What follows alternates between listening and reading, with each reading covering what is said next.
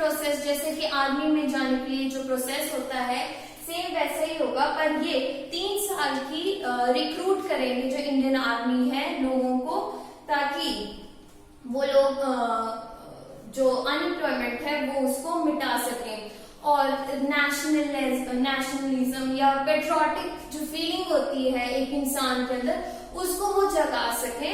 इसलिए tour of duty is launch by Indian army. अब पीछे जैसे एक साइक्लोनिक स्टॉर्म आया था जिसने हिट किया था वेस्ट बंगाल को, साइक्लोन आया था, साइक्लोनिक स्टॉर्म जिसने हिट किया था किसको, वेस्ट बंगाल को। तो उसका नाम पूछा जा सकता है, पर उसका नाम था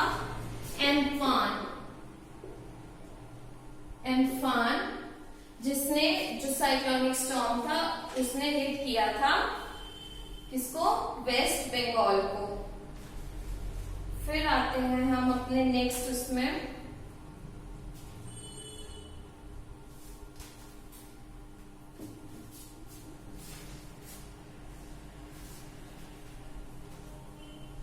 एक ग्लोबल न्यूट्रिशन रिपोर्ट आई है। क्या है, ग्लोबल न्यूट्रिशन रिपोर्ट आई है 2020,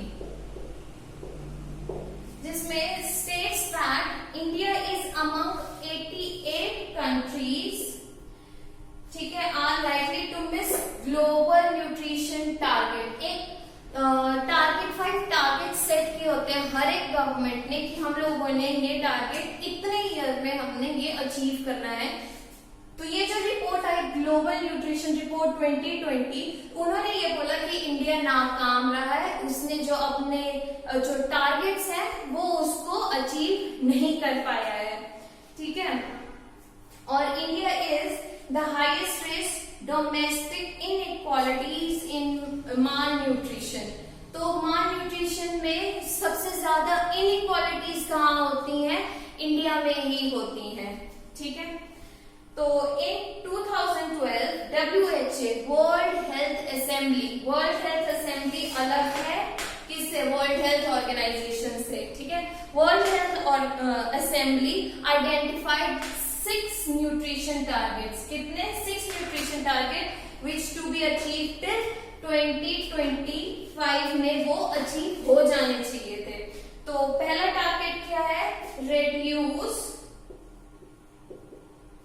stunting by 40% in children under 5। इसका क्या मतलब हुआ, स्टंटिंग का क्या मतलब हुआ कि जब हम लोग एक माँ को पूरे न्यूट्रिशंस नहीं मिलते हैं तो उसके जो बच्चे होते हैं वो भी हेल्दी नहीं होते हैं, ठीक है। तो जब उसके अंदर ग्रोथ नहीं होती वो ड्वार्फ पैदा होते हैं, ठीक है। तो पहला क्या था इसका एम, पहला था टू रिड्यूस स्टनिंग मतलब ड्वार्फनेस, ठीक है, dwarf by 40% in children under 5 years, पहला टारगेट ये था। दूसरा, to reduce prevalence of anaemia जो है वो रिड्यूस करना है by 50% among women from age group of 19 to 49 years, ठीक है।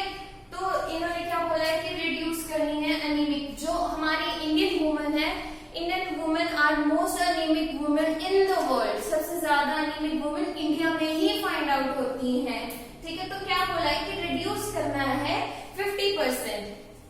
फिर क्या है, ensure 30% reduction in low birth weight. कुछ बच्चे होते हैं, अब जैसे माँ को प्रॉपर न्यूट्रिशन नहीं मिल रही है, उसके वजह से जो बच्चा है, बच्चे के जो वेट है वो भी रिड्यूस हो रहा है। तो इसकी वजह से उन्होंने क्या बोला कि 30% जो होना चाहिए था वो लो वेट होना चाहिए था during the birth. Ensure no increase in childhood overweight. अब इन बोला कि कम भी नहीं होना चाहिए, ज्यादा भी नहीं होना चाहिए। अब क्या होता है कि आजकल के बच्चे बहुत ज्यादा लेजी हो रहे हैं, कहीं बाहर नहीं जा रहे हैं, अपने फोन्स, लैपटॉप्स, टैबलेट्स भी होते हैं, तो उसकी वजह से क्या हो रहा है, वो लोग ओबेस हो रहे हैं, उनका वेट बढ़ रहा है, ठीक है। अगला आ गया increase the rate of exclusive breast feeding in first 6 months up to at least 50%। क्या है कि इंक्रीज हो रही है, जो एक्सक्लूसिव ब्रेस्ट फीडिंग होती है वो भी ठीक नहीं होती है, ना माँ के लिए ना बच्चे के लिए ठीक होती है, तो वो एटलीस्ट 50% तक उसको वो नॉर्मलाइज कर सके। ठीक है, reduce and maintain childhood wasting to less than 5%। अब क्या है कि जो चाइल्डहुड है, अब बच्चे हैं, बच्चों को काफी केयर से रखना पड़ता है, उनकी प्रॉपर हेल्थ, उनका मेंटेनेंस, क्लीनलीनेस वगैरह उन सब चीजों को देखना चाहिए। तो वो उन्होंने बोला है कि वो मेंटेन नहीं हो पा रहा और वो रेड्यूस हुआ। कितना रेड्यूस हुआ? वो 5% रेड्यूस हुआ अपने टारगेट से। तो ये था। अब आते हैं हम अपने नेक्स्ट उसमें।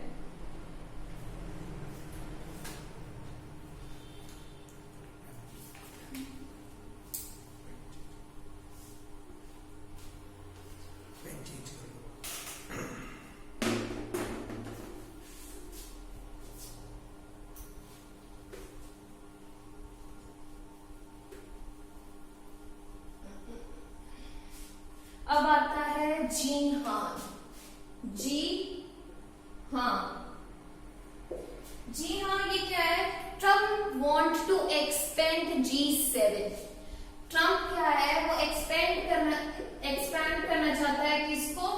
G7 को। वो क्या चाहता है कि क्या हो? G7 को वो G10 या G11 में डालना चाहता है। तो मतलब वो कंट्रीज को इंक्लूड करना चाहता है। तो वो कौन सी कंट्रीज को इंक्लूड करना चाहता है? वो करना चाहता है इंडिया, साउथ कोरिया, ऑस्ट्रेलिया और रशिया को वो इंक्लूड करना चाहता है। पर अब जैसे कुछ कंट्रीज हैं, उनके रिलेशन रशिया के साथ ठीक नहीं है, तो वो अभी मना कर रहे हैं कि हम लोग रशिया को इंक्लूड नहीं कर रहे हैं। तो जो ट्रम्प है वो क्या चाहता है कि वो इंडिया, साउथ कोरिया और ऑस्ट्रेलिया को इंक्लूड करे और G7 को चेंज करके G10 या G11 बनाए। तो अब G7 में कौन कौन सी कंट्रीज है? क्वेश्चन अराइजेस, G7 में कौन कौन सी कंट्रीज हैं? Canada, France, Germany, Italy, Japan, UK and USA. ठीक है, ये है जो कंट्रीज इंक्लूडेड है G7 में। अब G7 है क्या? सबसे पहली बात, G7 होता क्या है? ये है हमारा इंटर गवर्नमेंटल ऑर्गेनाइजेशन है। ठीक है, कब बनी थी ये? G7 बना था 1975 में। और क्या है ये? Inter governmental organisation. ठीक है, और ये क्या फोकस करता है? इकोनॉमिक इश्यूज, जो कंट्रीज में डिफरेंट कंट्रीज में इकोनॉमिक इश्यूज है, क्या चैलेंजेस हैं, क्या उनके सॉल्यूशंस हैं, तो वो सारी चीजें वो डिस्कस करते हैं। कहाँ? G7 में।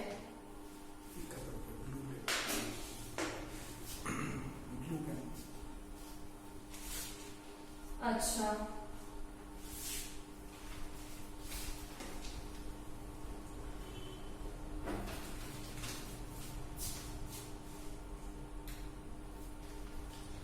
पहले क्या था? ये जो मैंने कंट्रीज बताई G7 था, फिर G8 है।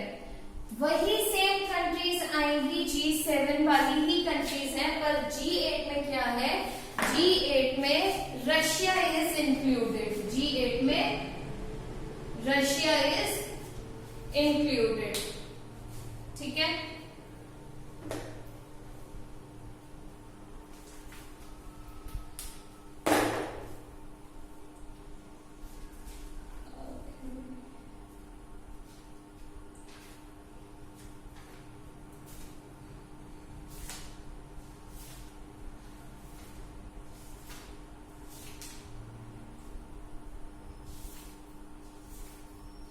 एक टॉपिक खराब है। अब हम अपने लास्ट टॉपिक पे आते हैं। हमारा लास्ट टॉपिक है ग्लोबल वैक्सीन के ऊपर। ग्लोबल वैक्सीन, ठीक है। ये समिट हुआ था, किसने समिट, कहाँ हुआ था ये, होस्ट किसने किया था, यूएन ने, यूनाइटेड नेशन ने ये ग्लोबल वैक्सीन जो समिट था वो होस्ट किया था।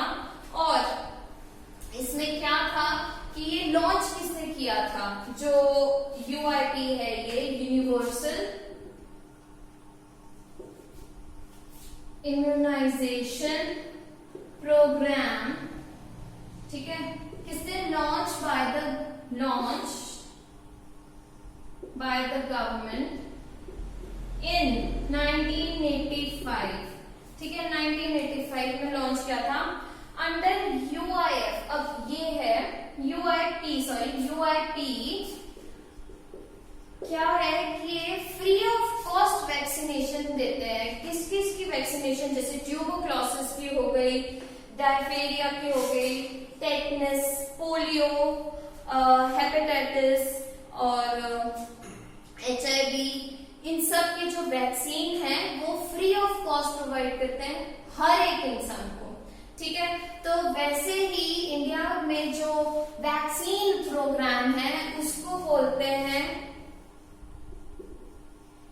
Intensified mission. जो है इंडिया का वो कौन सा है, इंद्रधनुष।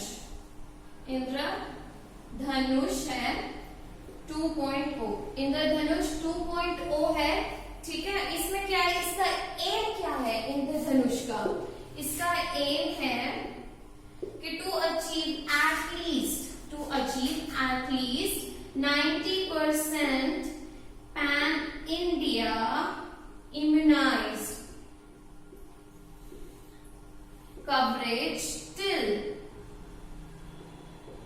2022, कि 90% ऑफ द इंडियन पॉपुलेशन है, जो बच्चे हैं, उन लोगों को ये जो सारी वैक्सीन्स हैं वो प्रोवाइड हो जाए, वो लग जाए, कब तक, 2022 तक, ठीक है। तो ये थे आज के कुछ करंट अफेयर्स। Thank you.